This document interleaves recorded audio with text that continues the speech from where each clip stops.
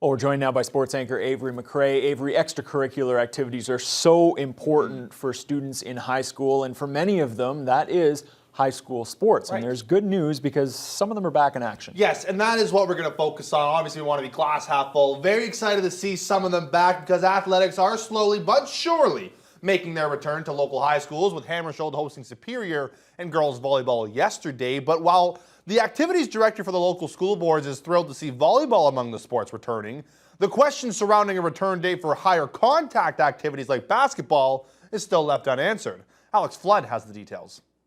After a lengthy 8-week pause, the familiar sights and sounds of high school sports returned to the gymnasium at Hammersholt Tuesday night.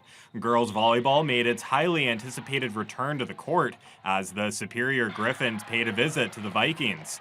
Families and spectators are still barred from attending games, but players are hopeful to have patrons back inside when the volleyball playoffs begin March 7th. Tuesday's contest was a back-and-forth affair, but the Vikings ultimately found their groove and took 2 of the first 3 sets to down the Griffins 25-17 and 25-21. Each team had a week of practice before Tuesday's game, and the players are thrilled to be back on the court. I'm really excited to be back and being able to play with my team again. It's been about almost 2 months since we got to play our last game together, so to be able to play again today is really exciting for us. We're super excited. We're so happy that we were able to start practicing again and just to be able to have my teammates around again. Super pumped. Meanwhile, closer contact sports like basketball are awaiting their return to action as the Ministry of Education is yet to make a decision.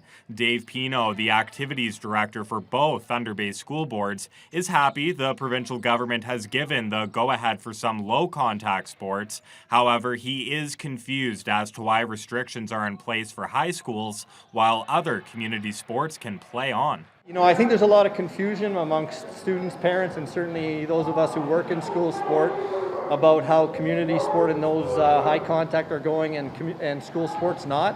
So we're hoping that the Ministry of Education listens to the people and listens to the advice and opens up the high contact sports so we can get all of our programming going.